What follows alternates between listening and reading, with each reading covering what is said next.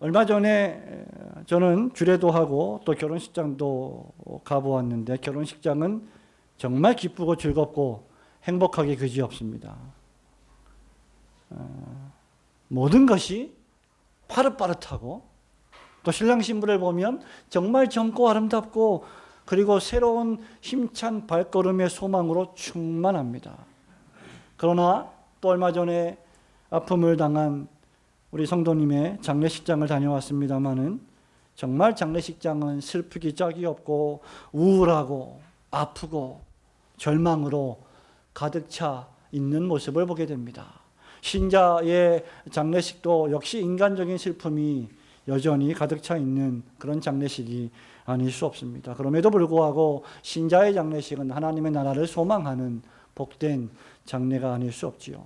아마도 지금 우리가 읽은 이 본문의 말씀을 잘 여러분이 미리 보셨다면, 페르시아 제국 전역에 흩어져 살고 있던 유다인들의 상황이 흡사 장례식을 치르는 듯해 보이는 장면입니다. 3장 마지막 절에 보니까요, 역졸이 왕의 명령을 받들어 급히 나가매 그 조소가 도성 수산에도 반포되니 왕은 하만과 함께 앉아 마시되 수산성은 어지럽더라, 이렇게 기록을 하고 있습니다. 수산성조차 지금 왕이 내린 명령으로 말미암아, 조소로 말미암아 대단히 시끄럽고 어지러운, 그런 국정이 대단히 어지러운 상황에 처해 있었습니다. 여러분, 이유는 우리가 너무나 잘 알고 있죠. 지금 왕은 하만과 함께 먹고 마시고 흥청망청 연회를 즐기고 있지만, 수산성과 페르시아 제국 전역은 너무나 시끄럽기 짝이 없습니다. 왜 그렇습니까? 이스라엘 민족의 대적인 아각 사람 하만이 꾀를 내어서 한날 한시에 하나님의 백성들인 유다인들을 모두 학살하여 죽일 계획을 세웠고, 왕이 그 조서에 도장을 찍어서 각 도에 배포했고, 그 법을 실행에 옮기라고 명령했기 때문입니다. 기적 같은 일이 벌어지지 않는 한 이제 하만에게 무릎 꿇어 절하지 않으면 전부 다 죽임을 당하는 일들이 벌어지게 됩니다. 영락없이 유다인들은 죽게 되고 말았습니다. 이에 모르드게가 4장 1절부터 쭉 보면 자기 옷을 찢고 굵은 베옷을 입고 대궐 문 앞에서 대성통곡하며 울기 시작합니다. 이 소식을 들은 왕후 에스더가 자신의 아버지와 같은 그런 모르드게를 걱정해서 시녀와 내시를 시켜서 입을 옷을, 따뜻한 옷을 갖다 주었습니다. 그러나 모르드게는 여러분 잘 아시다시피 그 옷을 거절합니다. 여전히 굵은 베옷을 입었습니다. 그 대신 모르드게는 내시 하닥에게 지금 벌어지고 있는 일과 유다인을 전부 학살하려고 하는 그 왕의 어인이 찍힌 조서의 사본을 그에게 건네주고 에스더에게 알려서 왕에게 빨리 이 이야기를 전달해서 자기 민족을 구명할 방법을 찾으라고 말합니다.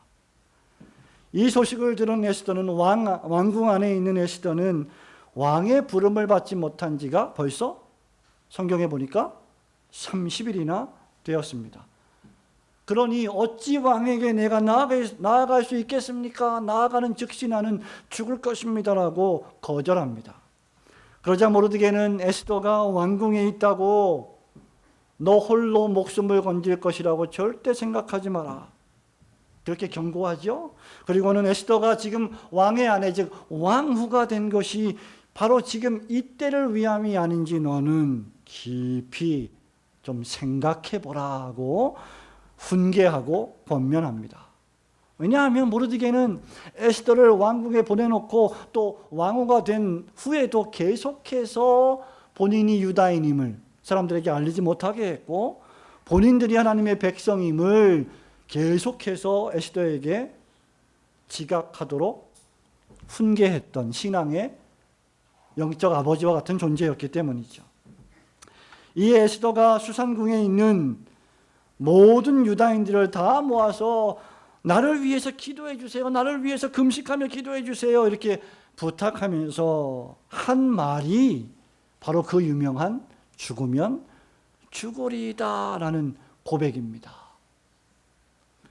그리고는 모르드게가 명한 대로 4장 17절에 보니까 다 그대로 행했다라고 성경은 기록하고 있습니다.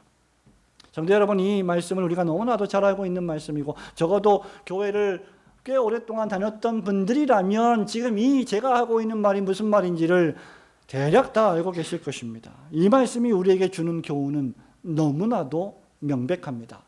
다른 주석이 필요 없을 정도로 이 말씀을 읽어서 우리는 어떤 태도를 취해야 할 것인가 를 우리는 생각해 볼 필요가 있습니다. 오늘 저녁에 우리는 그 세 가지 교훈을 생각하면서 함께 또 수요일 날 기도하기를 원합니다. 먼저 첫 번째로, 민족의 위기나 교회의 위기 앞에 또는 자기 개인의 위기 앞에 모든 그리스도인은, 모든 성도는 회개하며 무릎을 꿇고 기도할 것을 우리에게 교훈해 주고 있습니다. 우리 1절, 2절, 3절 말씀 함께 읽어볼까요? 시작. 모르드게가 이 모든 일을 알고 자기의 옷을 찢고 굵은 베옷을 입고 재를 뒤집어 쓰고 성중에 나가서 대성통곡하며 대궐문 앞까지 이르렀으니 굵은 베옷을 입은 자는 대궐문에 들어가지 못함이라. 왕의 명령과 조서가 각 지방의 이름에 유다인이 크게 통하여 금식하며 울며 부르짖고 굵은 베옷을 입고 죄에 누운 자가 무수하더라. 죄에 누운 자가 셀 수 없을 정도로 많았다. 여러분, 이 말은 무슨 말이냐면 하만에게 무릎을 꿇지 않았다는 말이죠. 하만에게 절하지 않았다는 겁니다. 하만에게 무릎을 꿇고 절하면 생명을 구할 수 있는데 그렇지 않았기 때문에 이들은 절망하면서 기도하기 시작한 것입니다. 모르드게는 하만의 모든 계획을 누구보다 잘 알고 있었습니다.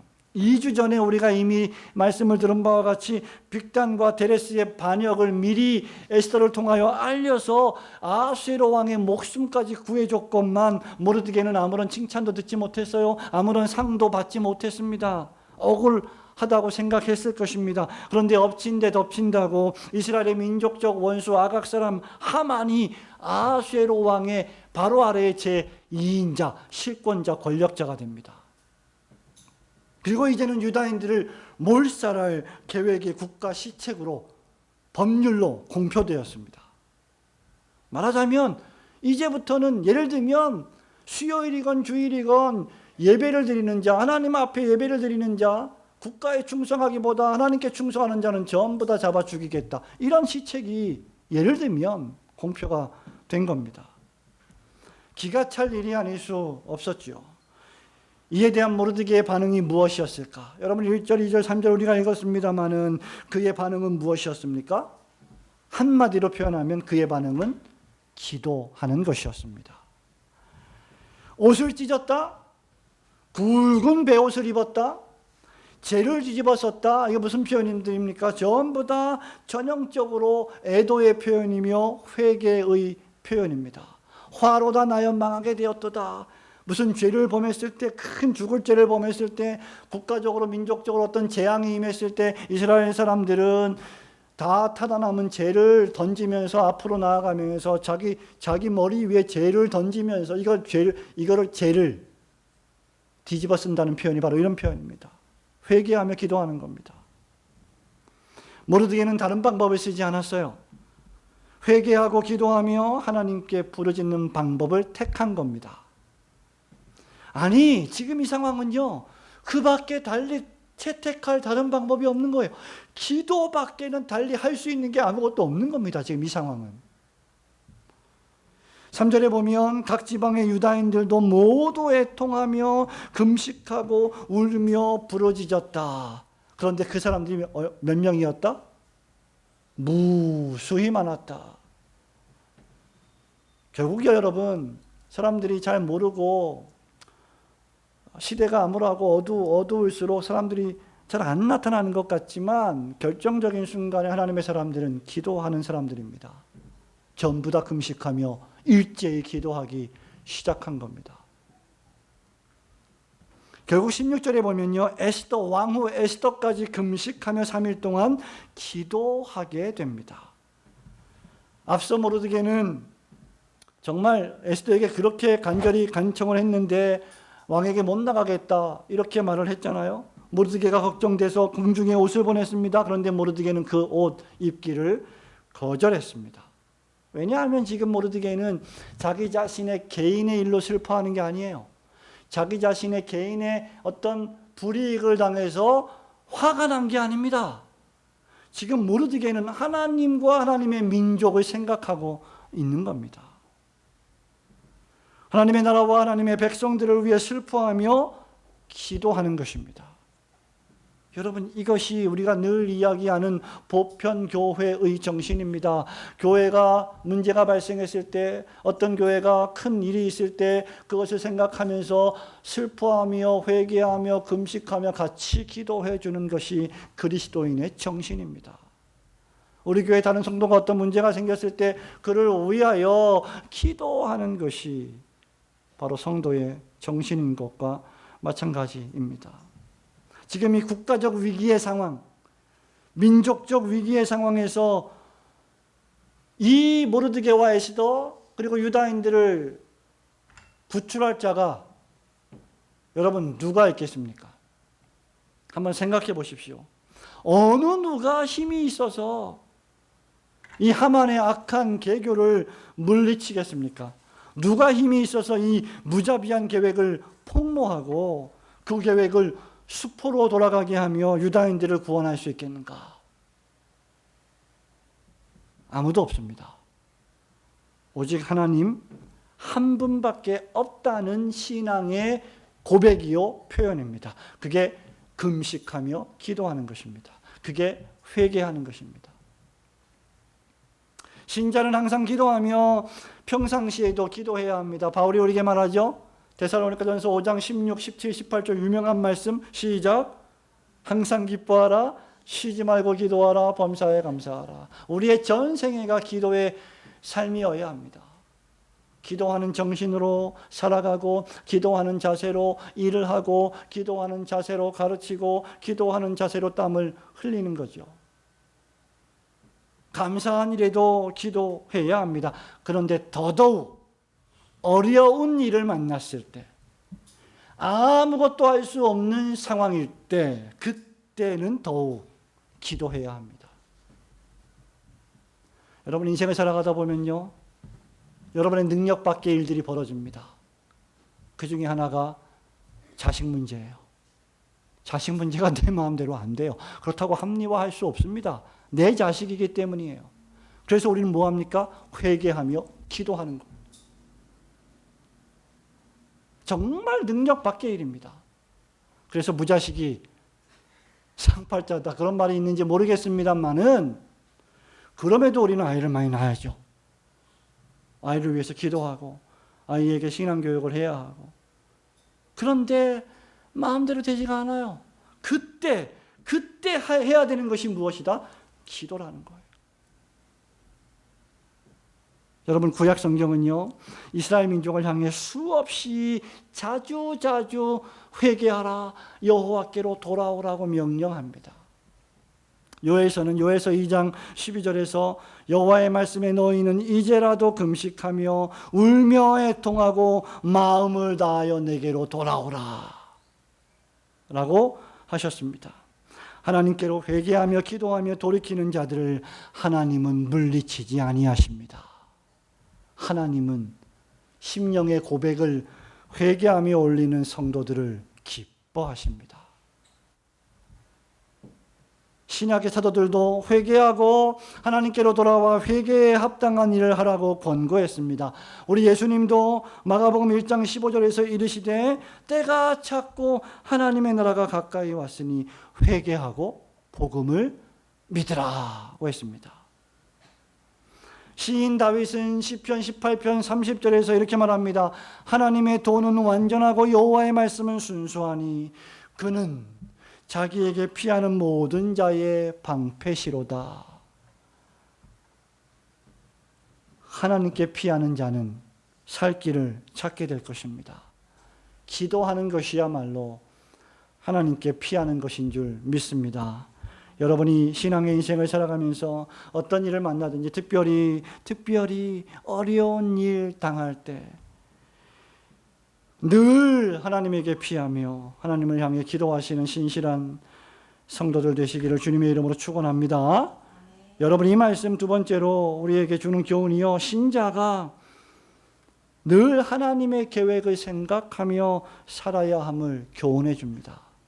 좀 더 쉽게 말하자면 우리가 늘 말했던 대로 우리의 생활 원리, SFC의 강령 중에 생활 원리가 있죠. 하나님 중심, 성경 중심, 교회 중심이라고 하는 생활 원리처럼 신자의 생활 원리는 무엇이냐? 늘 하나님의 계획표가 무엇인지 생각하면서 그 계획표의 안에 있는 삶을 살아야 한다는 거죠.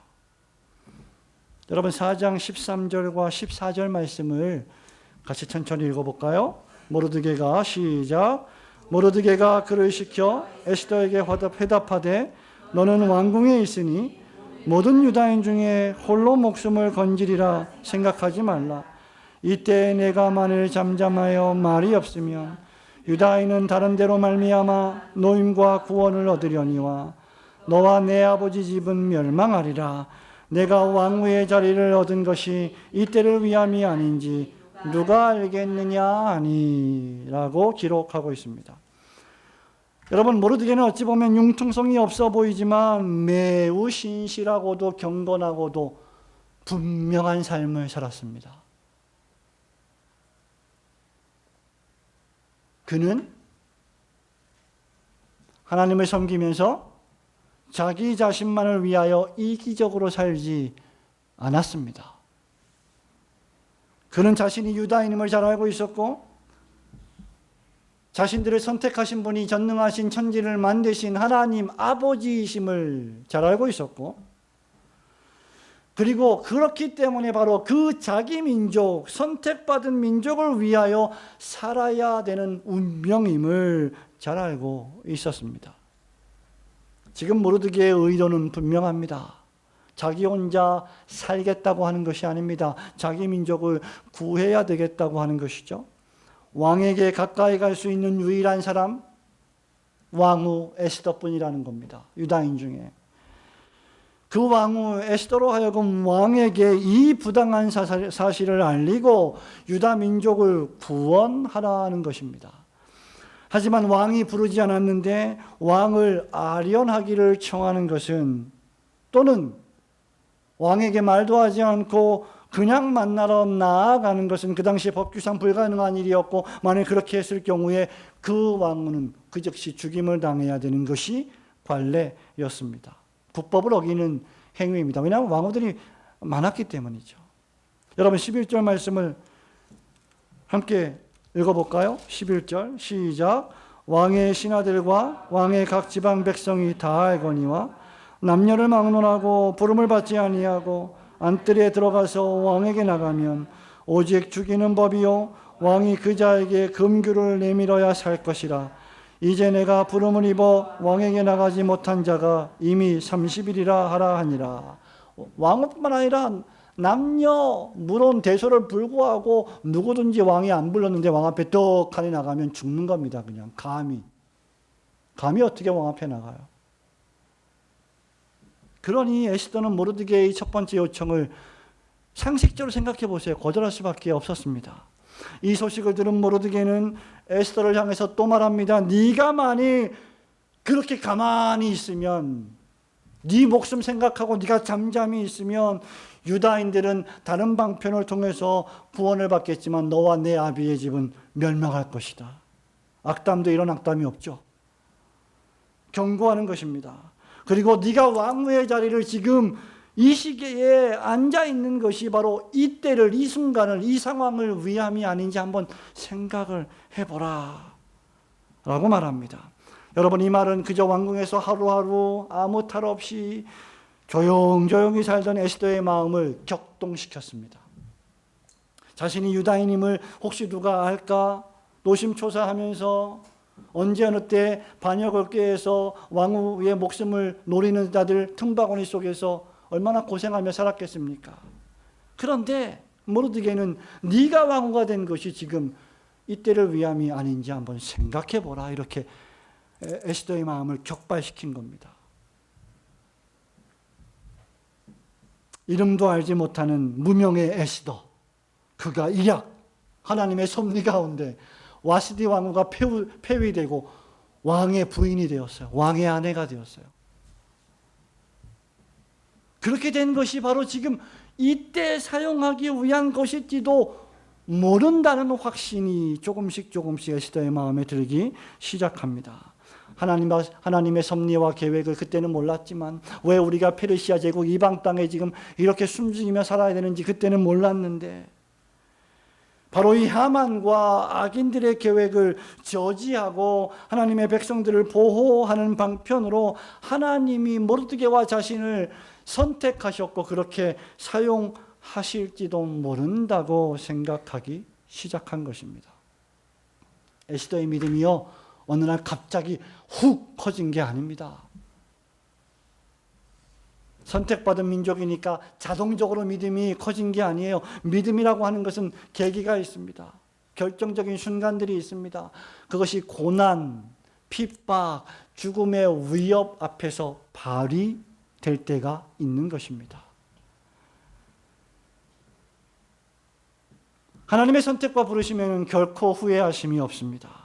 하나님은 우리 각자를 향한 계획이 있으십니다. 물론 그 계획은 그저 내가 앞으로 어떤 직장을 가지고 살지, 어떤 사업을 할지, 어떤 집에서 살며 얼마나 높은 위치에 올라가게 될지, 얼마나 많은 돈을 벌지, 얼마나 편안하게 죽을지에 대한 것들이 아닙니다. 하나님의 계획은 우리의 직업이나 나이나 성별이나 남녀노소 빈부귀천에 달려 있지 않습니다. 하나님의 나라와 하나님의 뜻을 위해 우리를 그것과 상관없이 사용하신다는 것입니다. 우리가 할 일은 무엇입니까? 매 순간 하나님의 말씀인 성경을 읽고 그 말씀을 읽으며 들으며 그 뜻이 무엇인지 그 계획의 한 부분이 되어서 하나님의 거대한 구속 역사에 동참하는 것입니다. 성도 여러분, 오늘도 여러분들은 어떤 결정들을 하고 예배당에 오셨을 것입니다. 우리에게는 순간순간 수많은 결정의 순간들이 다가옵니다. 사업가들은 사업을 어떻게 할지를 순간순간 결단하게 됩니다. 여러분, 에스더처럼 위기의 순간에 왕 앞에 죽으면 죽으리다 하고 나아가야 될, 목숨을 걸어야 할 때도 있을 것입니다. 저 같은 경우에 개인적이고 사적인 이야기를 간단히 말씀드리자면, 여러분 잘 아시는 대로 5년, 6년 전에 저는 하나님 앞에서 하나님의 말씀대로 살기 위해서 불의를 저지르고 있는 단체와 집단에 항거하면서 신학교 교수직을 해직당했습니다. 그리고 어느 순간 직장을 잃어버리는 상황이 발생하고 말았습니다. 그저 네 하고 순종하면 사람의 권위 앞에, 사람의 권력 앞에 좋습니다, 네 하고 아무 일도 없던 것처럼 눈 가리고 귀를 닫고 살면 행복하게 편안하게 잘 살 수 있는 상황에 그것이 하나님의 뜻이 아니라고 판단했기 때문에 저는 그렇게 할 수가 없었습니다. 그때 너무 고통스러웠죠. 힘들었죠. 그러나 그렇게 고통스럽고 그렇게 힘들지는 않았습니다. 왜냐하면 그때는 아무것도 안 보이기 때문입니다. 내가 이렇게 하면 우리 가족이 어떻게 살까? 내가 이렇게 하면 과연 밥은 먹고 살 수 있을까? 그런 생각이 안 드는 겁니다. 진리를 위한 결단을 할 때는 그런 생각이 아예 안 들어버리는 거예요. 그래야 결단할 수 있는 겁니다. 여러분, 그런 결정의 순간, 지금 에스더처럼 왕 앞에 왕이 부르지도 않았는데 나아가야 되는 그런 결정의 순간, 그럴 때마다 우리 결정의 원리가 무엇이어야 하는가? 하나님의 말씀인 성경, 그리스도께서 피 흘려 사신 교회, 진실하고 참된 교회, 이게 우리의 삶의 결정의 원리여야 합니다. 이것이 마태복음 6장에 있는 대로 너희는 먼저 그의 나라와 그의 의를 구하라 하는 말씀의 의미입니다. 왜냐하면 하나님께서는 하나님의 뜻인 성경을 기초로 교회를 중심하고 역사하시기 때문입니다. 여러분, 그때는 힘들고 죽을 것 같지만, 그때는 고통스러운 순간들이 연속되지만, 많은 시간들이, 아니 그렇게 많지 않은 시간들이 흐르고 나서 우리는 하나님의 섭리를 보게 됩니다. 하나님은 교회를 새로이 만드셨습니다. 교회를 갱신시키십니다. 교회를 새롭게 하십니다. 하나님은 다시 신학교에서 강의를 할 수 있는 길을 열어주십니다. 놀랍고도 놀라운 일들이 수년 후에 가서 벌어지고 있는 것들입니다. 그러니 늘 질문하십시오. 하나님, 내가 여기 이 땅의 신자로 살아갈 때, 그리고 올고든 교회의 성도로 직분자로 사는 것이 바로 이때를 위함이 아닌지 우리는 기억해야 합니다. 하나님의 뜻이 무엇인지, 하나님께서 원하시는 것이 무엇인지 항상 질문하며 여러분들의 삶의 계획표를 하나님, 성경, 교회 중심으로 세워나가고 결단하시기를 주님의 이름으로 축원합니다. 여러분의 세 번째 교훈, 마지막 교훈은 무엇입니까? 이 사건이 우리에게 주는 교훈은 순종의 결단이라는 이 실제를 통해서 우리는 하나님의 계획을 비로소 경험하게 된다는 것입니다. 마지막으로 16절과 17절 말씀을 읽어볼까요? 당신은 가서, 시작. 당신은 가서 수산에 있는 유다인을 다 모으고 나를 위하여 금식하되 밤낮 3일을 먹지도 말고